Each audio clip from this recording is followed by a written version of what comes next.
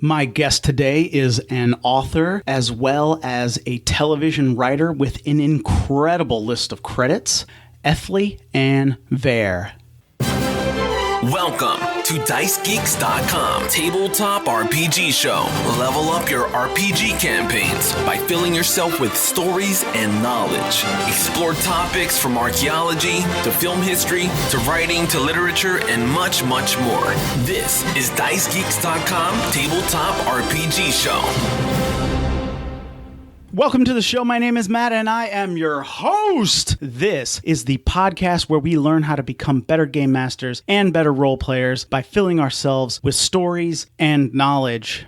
It is my mission to help you guys become better game masters and better role players. Not only do I do that by trying to find amazing guests to interview on this podcast each and every Wednesday, but I also create RPG resource books that will help you cut down your game master prep time and help you play better games. Now, if you want to check out some of my RPG resources, you can head over to Amazon.com and just search for the Book of Random Tables or simply Dice Geeks, all one word. You could head over to drivethrurpg.com and do the same. Just type in Dice Geeks and you will find a lot of my books. Now, guys, I am absolutely thrilled with this interview today. It was just an absolute pleasure to be able to get my guest on the line. It turns out she has written many episodes for TV shows that I very much enjoyed when I was a young adult, and it was just an absolute pleasure to get to speak with her. Just a small programming note, my interview today was actually recorded before my interview with Robert Hewitt Wolfe. He developed Gene Roddenberry's Andromeda for television, and my guest today was a writer on that show. In this interview today, we mentioned the character of Trance and her D&D alignment being chaotic neutral. Well, in my interview with Robert Hewitt Wolfe, which has already aired, he set the record straight. She is chaotic good. Now, back on with today's show. My guest today is an accomplished author and writer for TV shows like Earth Final Conflict and Gene Roddenberry's Andromeda, plus many more.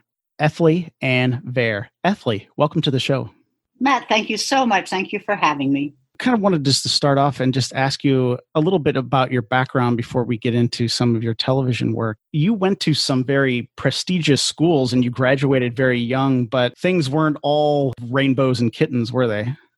I had a colorful youth. I graduated University of California at the age of 19, and by 21, I was in the California Institute for Women, convicted of possession of drugs with intent to sell. So my early 20s was sketchy at best. I think one of the reasons I began writing for a living is I couldn't get a real job.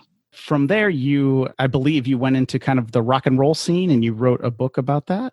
I worked as a writer and editor and syndicated columnist in rock and roll for like 15 years, because that's one place where they really don't judge you for having a background in drugs.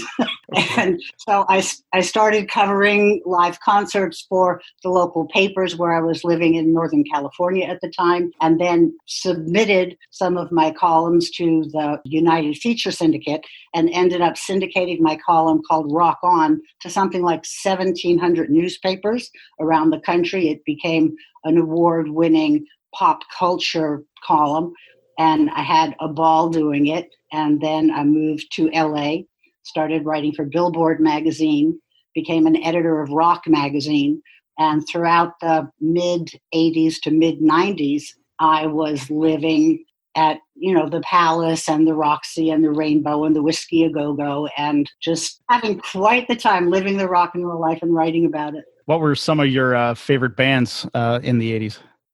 I was sort of a post-punker. I loved The Clash, and I loved U2 and The Alarm and Romeo Void and Roxy Music and Peter Gabriel. I'm thinking of some of the great concerts I went to at the time. Eurythmics. I saw Duran Duran and Eurythmics in their first American concerts, and you don't forget that.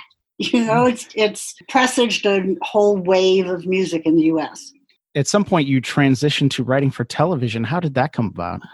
It was an absolute mistake. I had absolutely no idea that was going to happen. There was just someone I knew from the rock and roll scene who was this fun Harley riding guitar player, sort of singer, hobby singer, songwriter, cool dude. His name was Richard C. Oakey. And one day he said, I really like your journalism. You're a smart writer. Have you ever thought about writing for television? And I said, and I would also like to be Queen of France, but I don't think I can get there from here. And he said, well, you can come and pitch to my show. And I said, you have a show? Rick Oakey was the executive producer of Renegade. And he said, we've got that sort of a rock and roll sensibility. Why don't you think up some ideas for shows? Here's a bunch of tapes. Here's the show Bible, because this was in the mid-90s, and you couldn't just go online and get all this stuff. So actually be able to get TV scripts in your hand was special. And he said, study up. Go to the Writers Guild, look at some scripts, see how it's done, because unlike you, Matt, I did not go to school to learn how to be a screenwriter. I was doing all of this by apprenticeship. Yeah. And so I went to the Writers Guild Library, which is open to the public, will be when the pandemic is over, presumably. If you live in the Los Angeles area, you can go to the Writers Guild and read an amazing collection of TV scripts by the best writers. And I studied and I came up with some ideas, and he let me write a script. Even though I wasn't a union member, he figured if it was terrible, he would just hide it and pretend it never happened. And I ended up writing a script that had a guest starring role for Arlo Guthrie, who was kind enough to appear. And it had some original songs that Arlo wrote. And it was he was sort of a refugee from the student activist movement of the late 60s, early 70s. And I found that sort of romantic era. That was an era of my childhood. And it was very well liked. I mean, everybody really got a kick out of it. It got made, it got enjoyed. And then he had a vacancy on staff and said, would you like to be on staff at Renegade? It was like I didn't come to heaven. It was incredible. This is not how it happens for most people, I have to tell you. I was very lucky. Maybe there's some younglings out there, but Renegade was Lorenzo Lamas. He rode a Harley. He was like a fugitive from justice, and he went around righting wrongs. He was a bounty hunter who had been falsely convicted of murder. Yeah. And went around righting wrongs. Yeah. Just your story there, of course, you did mention I did study screenwriting and filmmaking in college, but I think you probably knew more than I did even when I came out of school, because it seemed like I was under the impression that when I would come out of school, like I would just pick my favorite show, write a teleplay for it, find the producer's email online, or the snail mail, actually, when I was still going to school, mail that to them. They would open it up, read it, fly me out to Hollywood and set me up in a villa, and I would take over creative control of the show or something like that. I mean, it was almost like I was living in a fantasy land, almost. You're certainly not alone.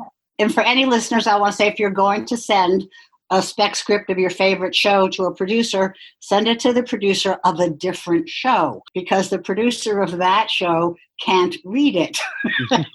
Yeah. And that was something that I learned. Like, we were never told that in school. Like, I thought that's what you were supposed to do. I think we were told to do that in school, perhaps. And then I didn't realize that until I had been out of school for, I don't know, maybe 8-10 years, that it was like, oh, you can't send it to the producer of the show. Now, could you explain why is that? Why can't you send the script of your favorite show to that show's writing team?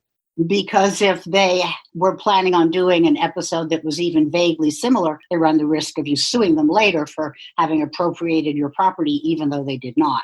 Yeah. And that's just something that didn't even enter my mind when I was doing that stuff. And I guess it happens all the time, and which is sad, obviously. Also, even if you were to indemnify them in a million ways, it would still not be a smart spec script to write, because the people who live and breathe that show daily will see any variation from, they know their character so deeply. I mean, every TV show is an iceberg. What we see on screen is the top 10%, but there's so much backstory. There's so much about the way the characters interact or the specifics of the way they speak or the environment they live in.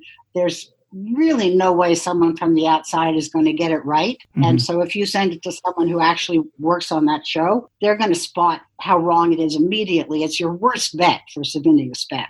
I mean, I could just imagine, too. It's just like, oh, I have this great idea for the main character's long-lost brother or something. Well, of course, the writers of the show are going to know exactly that they don't want to include that, or they've already have plans for that or something like that. It just doesn't. I don't know. I think, sadly, sometimes we, on the outside, especially when we're college age and things like that, we get some very kind of silly ideas in our head. Or even when you're there, as an example, while I was on Renegade, they asked me to write a script for Silk Stockings, which was the same production company. It was a cop show. Mm-hmm. It was people getting murdered while wearing cute underwear is basically the concept of Silk Stockings. It was a sort of a sexy noirish cop show. Mm-hmm. And they were short a writer, and the Renegade showrunner said, "Oh, Ethlie's fast. Maybe she can write one for you." And so I said, "Sure." And I came up with it was an ex-husband and wife who were the lead cops. Mm-hmm. And I needed to have one of them ask the other a favor. And so she had asked him to come over and dog sit. And the boss said, "Oh, no, the dog ran away and got killed." I didn't know that wasn't in the show. But it did. So you have to do something else. I was able to catch some episodes of Renegade while it was airing. Again, for the younger people out there, we were at the mercy of whenever the show was on TV, and it changed all the time back then. Kind of almost seems like the Stone Ages of TV or something now. So I had remembered watching some of them, and I always thought it was really cool. But then you went on to some other shows. I was a huge Star Trek fan. Still am, but you went on to... As was I. Okay, so you were a big Star Trek fan as well? Absolutely, from the original series, which I watched live as broadcast. Awesome. I'm old, Matt. I'm very old. It is interesting to hear some of these connections because, as you know, on my podcast, I also interviewed director David Winning, who you've worked with in the past. And he was saying that the original series Star Trek inspired him to become a filmmaker. And it's just interesting to see all those connections. Well, I was a lover of science fiction long before Star Trek came out. I grew up on Robert Heinlein's juvenile novels. The first book, I think one of the first books I ever read that had a hardcover was Podkayne of Mars. So but when Star Trek came out, it was already hitting my sweet spot. I was so excited to have a science fiction series on primetime TV. I couldn't tell you. Those Heinlein books are amazing. If there's anybody out there who hasn't read them, they should, because they are incredible. But then you went on to Gene Roddenberry's Earth Final Conflict. Is that right? Yes. Now, that show came on in 97, but I think you joined later season. Right. I was in either season 2 or season 3. It was when they lost the first lead actor and brought on Liam Kincaid, played by Robert Leeshock, who is the younger, handsomer version. Tribune Entertainment, which was the network responsible for Earth Final Conflict, also Beastmaster, which I've also written for, and then Andromeda, developed Andromeda, and later Mutant X, was interested in, it was a first-run syndication show, which is also something we don't have anymore, but it was sort of the early sort of equivalent of cable. And they wanted a young, sexy show. And so they would constantly retool things. This is why, if anyone who's a longtime Andromeda fan and remembers when Trans-Gemini went from being a delightful purple imp to a gold-painted sex goddess, that's Tribune Entertainment's notes. So they wanted something that was younger and sexier. So we went from a fairly serious actor and a fairly deep and serious show as conceived by Gene Roddenberry to something that was, let's have hot young people in it. And so they brought me on when they were doing yet another staff change to try and get a different audience. This is the problem with writing for television as opposed to writing for movies. It's art made by a committee, and the people who get to decide what the art is are very often not the artists. kind of another question I was going to ask you, and that just leads right into it. Maybe you could just walk us through a little bit, like, you need an episode that's coming up. Does the writing staff get into a room and like just throw out a whole bunch of ideas, or how does that kind of work? Well, you should know that half hour, which is generally comedy, versus hour are done differently. So I come out of the hour. How an hour is generally done is, yes, there is a writing staff, and the writing staff gets together in the writing room, but each individual writer or writing team has control of an episode. So we'll go into the writing room and I will say, okay, this is my idea for this episode. And then the boss, which should be the executive producer, well, normally by the time you get in the writing room, the executive producer will have approved your idea. And sometimes the network will have to approve it also. So each individual writer or writing team comes up with a bunch of ideas, or the group comes up with a bunch of ideas, and some of them get approved. And so then one writer will be responsible for that episode, and they'll be in charge of thinking of cool things or getting a sort of a sense of what it should be. And then you get into the writing room and what's called break story. So everybody's all working together in this very intense but quite fun session where you figure out all the different beats of, act one, act two. Television is generally a very odd 4 or 6 act structure, not the presumed 3-act structure that most stories are. Television is strange. And that's because it used to be based around the commercial breaks and the half-hour break and the 15-minute and 3/4-hour breaks. That's a little different now, but still television scripts are oddly structured. So you go in and you figure out what's going to happen in Act 1 and Act 2 and what's the big cliffhanger or reversal in the middle, and you just break down every single scene, and then the writer whose show concept that goes away and writes the first draft of the script. And then that goes through revision process. The showrunner, which the executive producer, goes through it mostly, but perhaps some of the other writers will have a look at it and give notes. Sometimes the network will get involved, but it just goes through a process of revision and fine-tuning, and eventually it will get put into production with the writer who originally thought of it and was in control of writing the first draft. That's whose name will go on it. So that person is responsible for most of the writing, but story is broken by the team as a rule in the writing room. Now, in comedy, a lot more is written in the room because they're all pitching jokes, they're slinging ideas, the half hours are written a lot more as a team than as an individual, than hours are more of a solitary writing assignment. Well, thank you for explaining that. I think just the process is just a little bit unknown for anybody who hasn't worked in the industry. And that, I had asked you about Earth Final Conflict, and then you were mentioning how the studio was doing some changes to the show. I really enjoyed the show. I remember I watched the pilot, and then I missed most of the first season, but then I was able to catch a few episodes in like the second and third season, and I enjoyed some of those. But it is just interesting hearing you say like how the studio became involved. Is that fairly a common practice where the studio they have a certain vision for the show, and even if it kind of contradicts what the premise of the show is, that they kind of want to force that show to fit into that mold then? Very much so. And I will often see it when I'm following a show that I like, and all of a sudden it totally changes. And I went, damn it, you network executives, you messed up a show I liked. Yeah, that is sad. Earth Final Conflict is in the sci-fi fantasy fandom kind of circles. That show is kind of notorious because the lead actors changed so much and the concept of the show altered, almost season to season.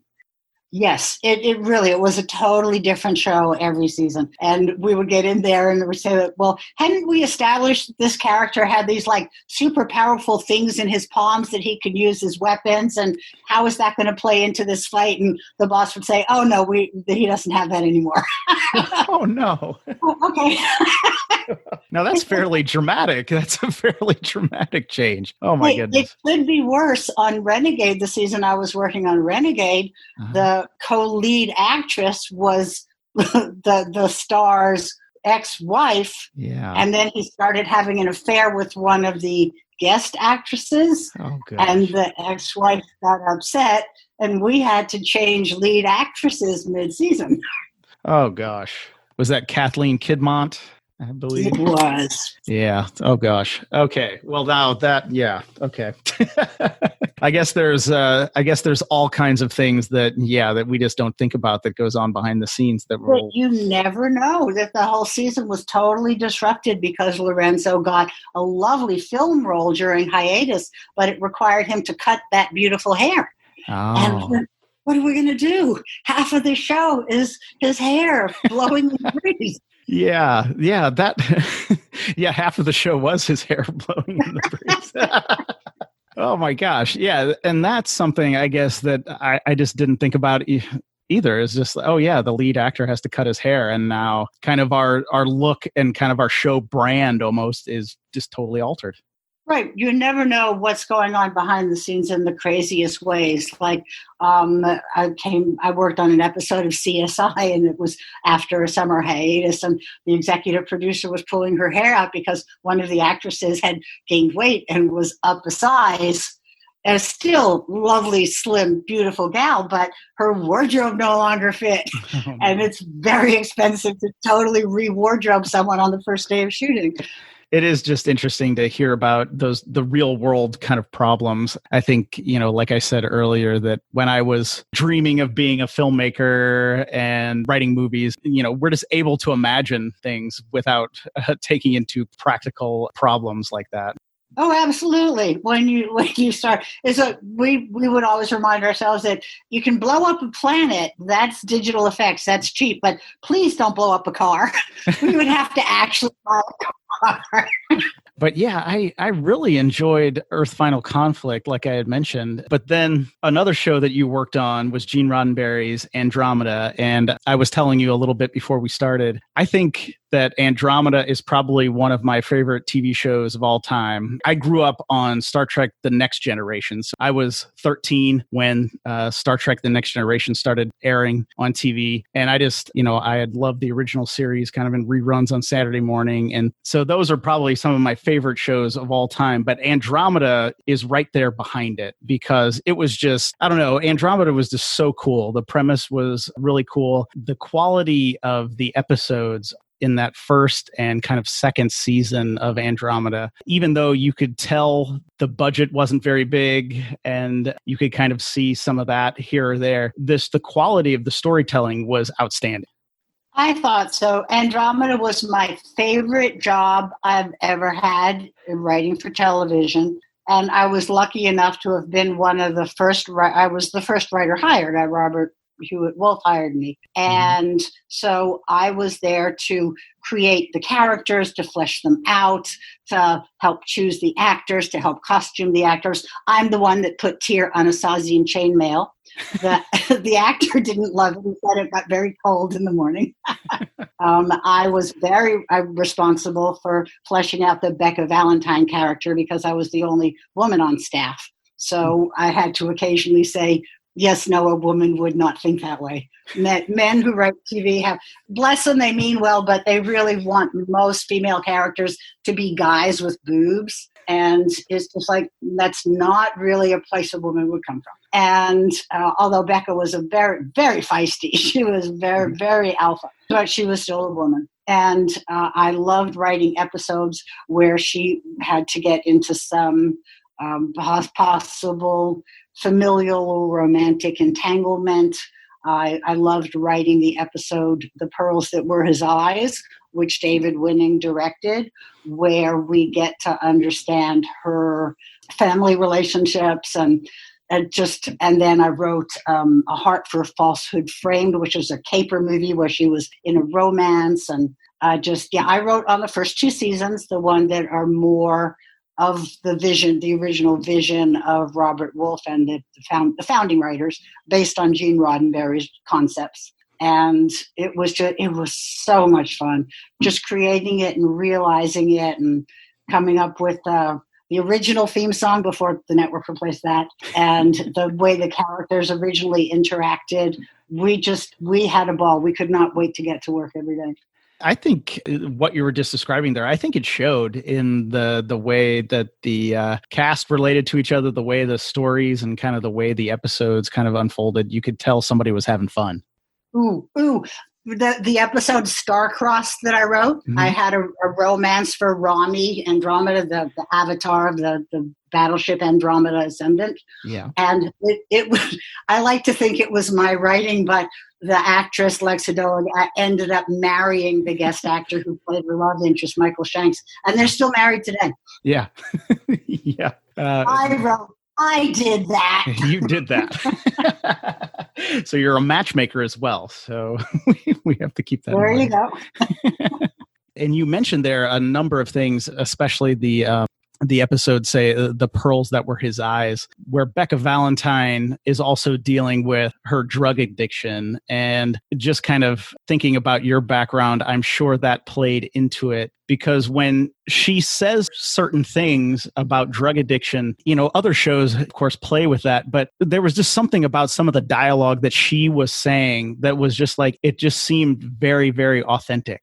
Well, yes, it was based in reality, that the pearls that were his eyes. And then the second part of that story was It Makes a Lovely Light, where she intentionally relapses on this speed like drug flash so that she could pilot the ship out of trouble, but of course gets herself into trouble. And that won a Prism Award, which is an award for drug and alcohol awareness in drama. And the line that I had so many people write saying that this really helped me understand, myself, my sibling, my child. And there was a moment when we realized that Tir Anasazi has realized that Becca's been using this drug, and Dylan Hunt, the captain, gets very angry at him, says, "Why didn't you say anything?" And Tir Anasazi says, "Because it was working." That's the thing that people forget about drugs and alcohol. People use them because they work until they don't. I just found that interesting, kind of learning, kind of just fairly recently learning about your background and some of those episodes. I think that obviously they were very powerful based on some of your past experience as well. Thanks, I appreciate that. I've been cleaning silver for freaking ever, by the way. You don't have to worry about the silverware when I'm around. Well, that's good to hear, and that's good to hear. And I'm glad to hear that you've been clean for a long time. That's great. With Andromeda, just thinking about some of the different episodes and some of the different stories, when, you're sitting down and you're looking at this sci-fi show and this concept of behind Andromeda, what makes a good sci-fi story? Well, I think that all good stories have to be rooted in character. When we were sitting around coming up with ideas for stories, Zach Stenson and Ashley Miller, both of whom have gone on to terrific theatrical careers, wrote Thor. I think, were right? Young kids. This was their first job. Yes, Thor and one of the X-Men prequels, X-Men First Class, I think was theirs. They would always want, like, okay, we want to use this amazing weapon, and we want to do this cool quantum physics technology, and we want to talk about this part of space exploration. And I would go like, okay, how can we get Dylan and Becca to point guns at each other's heads? What can we tempt Rev Ben with that would make him give up his vows? What would make Transgemini betray Becca Valentine? So the stories have to come out of conflict, and they have to come out of character. But what made the show that much fun for everyone is just then Zach and Ash going like, yeah, I want a wire work fight. All the different elements have to come together. Television is, somebody once said to me that TV is a mural made by a whole bunch of people all at the same time. And sometimes it's fantastic because everyone's really on their game. And sometimes it's terrible because the guy who was in charge of blue fell asleep. I guess just a couple more questions about Andromeda, since, like I said, I did enjoy the show so much. And you had already kind of mentioned some things and alluded to it. There was a lot of studio interference in Andromeda as well. Is that correct? Yes, there was. The show was developed by and the pilot was written by, and the executive producer for the first season and a half was Robert Hewitt Wolf, who comes from Deep Space Nine, and that more recently has been seen on Elementary and Prodigal Son. He is a wonderful writer and just great guy altogether. I'm a big admirer of Robert Hewitt Wolf's. And he came up with these characters and these interactions and the basic premise for the show. And the studio wanted, one of the first things we had to do in season 2 was blow off Transgemini's tail because it was expensive to animate. Yeah. And then we had to make her hot. We had to make her sexy. And Robert had a real problem with that. I could tell you the anecdote, but it does contain vulgar language. I don't know. I do try to keep a clean show, but I mean, I could beep it out if you want. Okay, or I tell you what, I will edit it in telling the story. Okay. I remember very much the meeting when the network executive said that we have to make this character more effable. And Robert said, she's smart, she's resourceful, she's brave. That's plenty effable to me. They wanted cleavage. As just a fan watching the show back then, around 2001 or so like that, I think that was pretty obvious that something like that was happening. You know, that is like, even though the show worked it in as her future self coming to the ship and her past self leaving and things, it was fairly obvious. That was an episode that Robert wrote, and I think he did a brilliant job of it, making it really organic to the story to have that happen. But it had to happen because his job was on the line, and in the end they fired him. They fired him before the season was out. And that's why season 3 is very different than season 1 and 2. And by then, and then I left when he did. I just thought it's just not going to be fun anymore.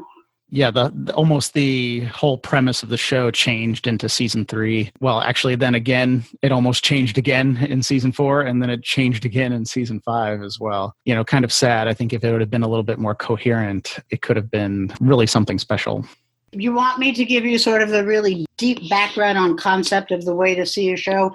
Essentially, the original Dylan Hunt was a Greco-Roman hero. He was in charge because he was smart and brave and resourceful. And he was the leader because he had the qualities of a leader. But what the network wanted and what the show eventually became is more of the Persian idea of, if we're going back to the ancient world, that no, you're a leader because you've been chosen by God, that you're born a leader. It's not something you earn. So we went from this democratic ideal of earned leadership to this more Eastern ideal of inherent leadership. And so it went from being an ensemble show to being a star-driven show. But more than that, that's what people could really see as the change from an ensemble show to a star-driven show. But underneath that was a huge change in philosophy of what leadership is and means and why a person should become a leader. So going back to Robert Heinlein, whom we mentioned, the wonderful thing about Heinlein's fiction was it's about the resourceful man or woman, that the hero is the person who who earns leadership. You earn your heroism. And that, to me, is a wonderful inherent quality in fiction. I think it is just kind of really fascinating that you're mentioning that, because you can get that sense throughout the show. In the first or second season, now I'm going to forget the name. It was the name of the episode. It was the Latin name of Dylan's unit when he was serving in the High Guard, and you could just see there that his character, he was just a man who had very high moral standards and who was brave. And to the end of the show, where he was part alien demigod almost, Exactly. This is why I'm a Star Trek person, not a Star Wars person. Star Trek is about earning your position of leadership, and Star Wars is about you're born with something miraculous. And I'm a Trekkie. I'm not a Star Wars person. Oh, and by the way, I'm the one I named, speaking of Greco-Roman, I named Telemachus Rhade, and people hated me for that. Guest actors hated me for that. Oh, well, that is interesting. It looks so good on paper.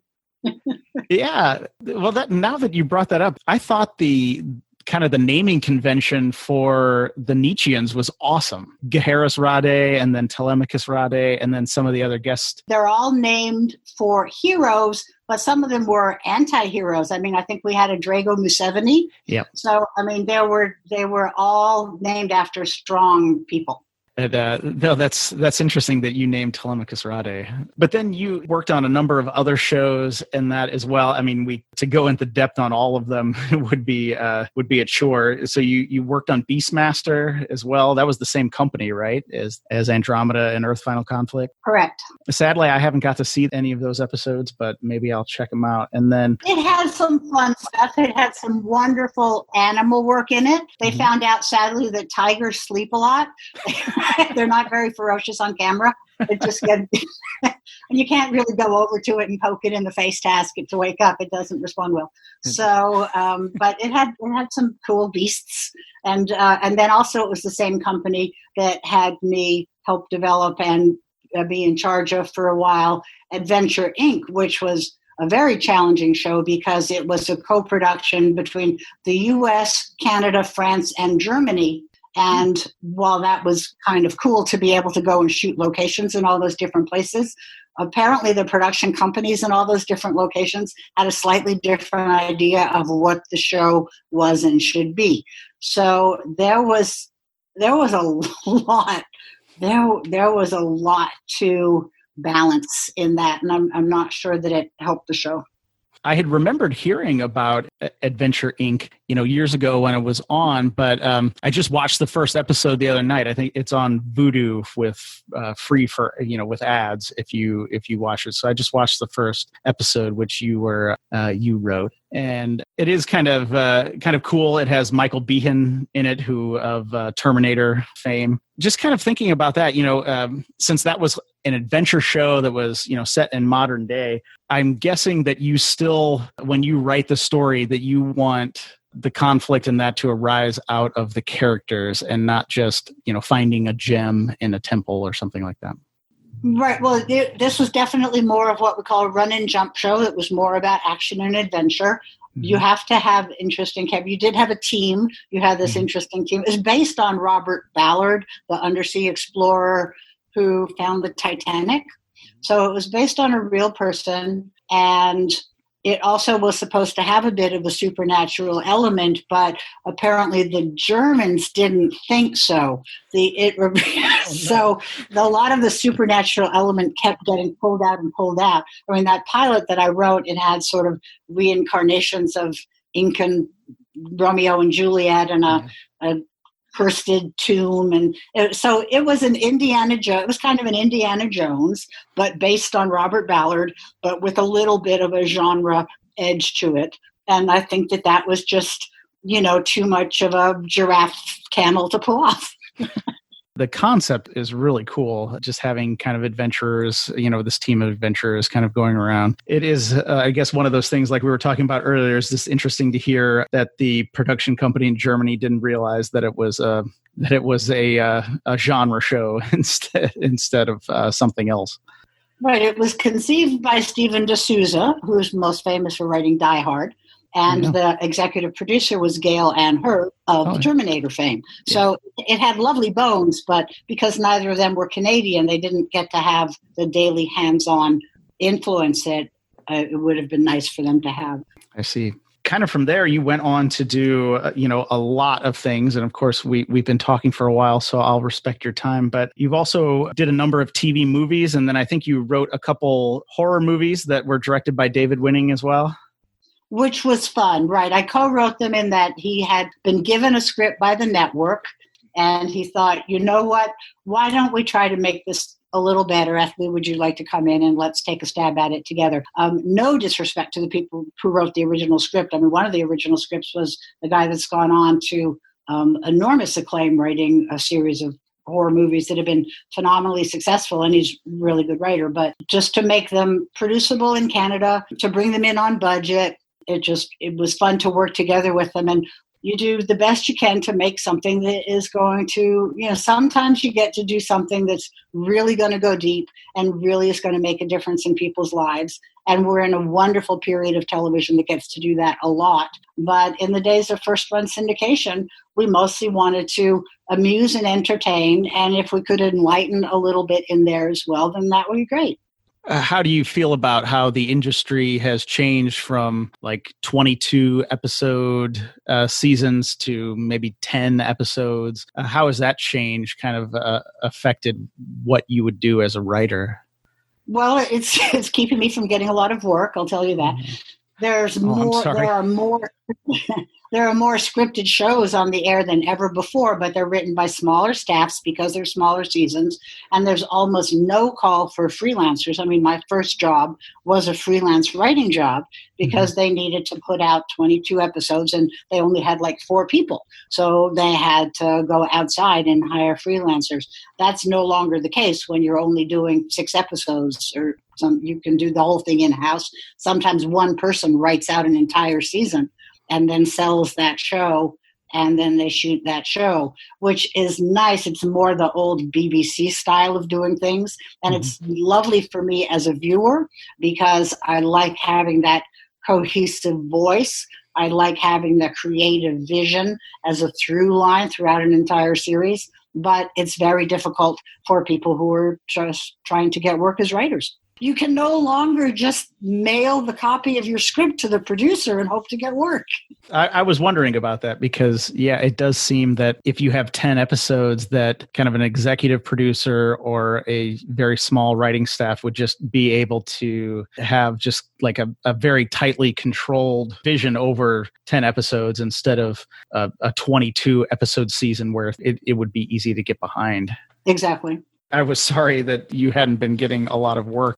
Oh, that's fine. Remember, as I mentioned, I am old as dirt, and it's a very ageist industry. So they are happy to let some of us step aside and let the kids come up, and that's fine. There are only about 9,000 or so members of the Writers Guild, and 9/10 of them are out of work at any time. So there's only so many jobs, and you have to make room for new ideas. It's been great for me as a viewer, I'll say that. Yeah. And I get to write books, and I get to write magazine articles, and I get to do all the stuff I was doing before I started writing TV, and that's still fun to me. Just real quick before I ask what you're doing nowadays, there's a lot of people, I know a lot of the listeners want to be involved in creative careers of some type. It may not be, television, or it may not be filmmaking, but it's a lot of people who write for tabletop role-playing games. They write novels and things like that. Is there just maybe like a key bit of writing advice that you wish you would have known years ago? I've always known that the secret to writing is to write. I don't always take my own advice. This is an interesting time in that technology has lowered the barriers to entry for all of this. So you can write a book and put it up on Amazon and iBooks, and then it becomes a marketing and social media exercise rather than a writing exercise. I had an agent. My first book was Mothers of Invention in 1988, which was a story about, there was a history of women inventors and discoverers. And then that was followed by Patently Female, a update to that in 2001. But I had an agent then and a major publisher, and that was when they would fly me to New York to go on the Today Show and talk about the book. And, everything was publisher driven. It all had to go through agents. And I was very fortunate in that I was in that pipeline. That's no longer the way it is, which is great. If you don't have New York connections, you're no longer stopped for getting your book out to the market. But it's terrible in that so can everybody else. So get it without the gatekeepers. There's this, we're all trying to drink from a fire hose of information and entertainment. And in a way, I rather liked having gatekeepers. I liked A&R guys at labels deciding who gets to make an album. I liked having agents and publishers deciding who gets to write a book because it meant that there was some quality control. There was some curation going on. But that was also very discriminatory, and a lot of important voices were being left out. But now a lot of unimportant voices are getting into the mix as well. And each of us has to be our own A&R person, our own agent, our own publisher. And that's a lot of work to put on the individual. So if you want to write now, the good news is you can write. The bad news is so can everybody else. Of course, that's my story when gave up on filmmaking and that, or well, I'm told I'm supposed to say I pivoted away from that, but I gave it up and I did some, just some work for companies. But now I publish my own books, and it is amazing that you can make a living doing that, and it's just kind of an amazing time that we're able to do some of these things.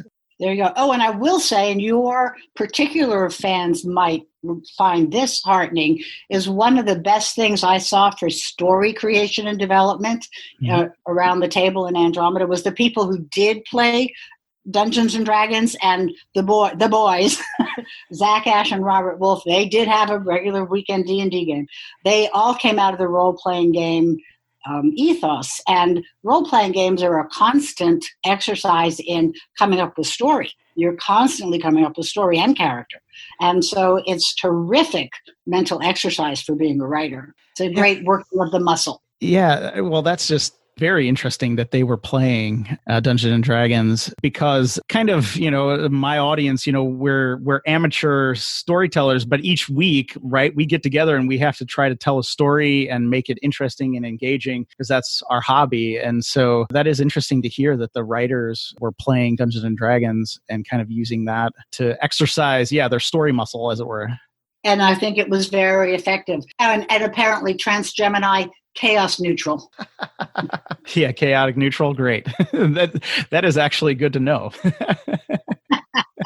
And I think, well, now that you mention it, it totally comes across in the show that she's working both sides most of the time, not necessarily wanting the Commonwealth to be restored, but not wanting the Nietzscheans to gain too much power. And well, actually, that's fascinating. So thank you for that little detail there. That was great. I guess just two things quickly, if I can. If there's somebody out there who wants to write for television, what would you just tell them? I would say take online classes. There are some terrific websites of writers. Robert Wolf has a terrific Twitter feed where he answers questions from people about writing for TV. Larry Brody has a great blog. What's his face? The Babylon 5 guy with the unpronounceable name. Stravinsky, I think. Yes. He does. He's had a long time blog. There are a lot of writers talking about writing that are accessible now thanks to the digital world. And, there are a lot of books about it and courses. So learn about it. As you did, you went to school, but it's no longer necessary to go to school. My situation is very unusual. I was in LA writing for a prestigious magazine in the entertainment industry, so I had access directly to the people that could hire me. That is not the case with most people. So I would say learn as much as you can and get as good as you can and write as much as you can. And then try to insinuate yourself into the wide world of the writing community and continue to network and continue to improve your craft. And if all else fails, you can go out and shoot something on an iPhone and it will look damn good. That is very true. That is very true. So you mentioned it a little bit. What are you up to nowadays? Well, I just finished a revision and update of my last book, which was a nonfiction book about addiction and recovery called Love Addict, Sex, Romance, and Other Dangerous Drugs. And I do have a new version which is going to address the crack cocaine of sex and love addiction, which is, sort of Tinder and Grindr and Match.com. But that's doing the rounds of the publishing houses at the moment. We'll see what happens with that. In the meantime, I did go back in and do a nice sort of graphic update to the original book that came out in 2012, I think, end of 2011, beginning of 2012. And then I also am one of the staff on an online paper called The Hollywood Times, where I just get to go out and go to plays and concerts and movies when there were plays and concerts and movies, and give everyone my opinion of everything, which is one of my favorite things to do. And then other than that, I live. I'm just very involved in reef preservation. I'm a big scuba diver. I work with nature preservation, and I try to have a full and rounded life. I'm not someone who is very happy just sitting, staring at a keyboard all the time, which is probably why I don't take my own advice to just write. Write more, Ethlie. Sit down and write more. You should write more. It's like, but I want to go diving. Well, I can see the appeal of scuba diving. It's brilliant. I know there's probably not that much diving in Missouri, but it's brilliant. No, not much scuba diving here. So I haven't had the opportunity, but there is, this is just totally random, but there is actually an old coal mine about an hour and a half from where I'm located, and it's flooded, and they will have people scuba dive in that. And apparently it's pretty scary. It will be dark, the visibility will be terrible, and it will be cold. But other than that, it'll be great. Yeah. All right. Well, Ethlie, where can people find, if they want to learn more about you and your work, where can they go online? Pretty easy. There's a website which is badly in need of updating, but it's ethlieannvare.com. There's my blog about sex and love addiction, which is called affectiondeficitdisorder.com. And I am on Twitter as Ethlie, and I'm on Facebook.